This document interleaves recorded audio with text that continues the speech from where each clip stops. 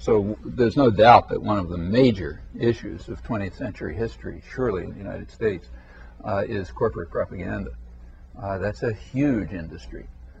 In fact, it extends over obviously the commercial media, but the whole range of systems that reach the public, the entertainment industry, television, a good bit of what appears in the schools, a lot of what appears straight out in the newspapers and so on. Huge amount of that comes straight out of the public relations industry, which was established in this country early in the century and sort of developed mainly in the 20s and on, and has become an enormous industry. It's now spreading over the rest of the world, but it's primarily here.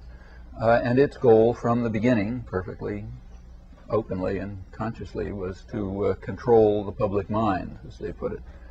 And the reason was that the public mind was seen as the greatest threat to corporations.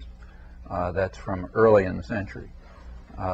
Business power was strong, but it's a very free country by comparative standards, and it's hard to call on state violence, not impossible, but hard to call upon state violence to crush people's efforts to achieve freedom and rights and justice. So therefore it was recognized early on that it's going to be necessary to control people's minds.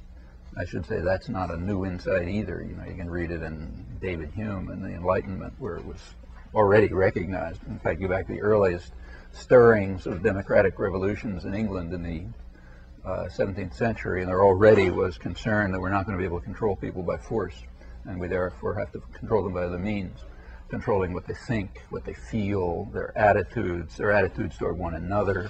I mean, all sorts of mechanisms of control are going to have to be devised, which will replace the efficient use of force and violence that was available to a much greater extent earlier on, and as has been fortunately declining, you know, not uniformly, but often declining through the years, particularly here, leading to the need for other methods of control.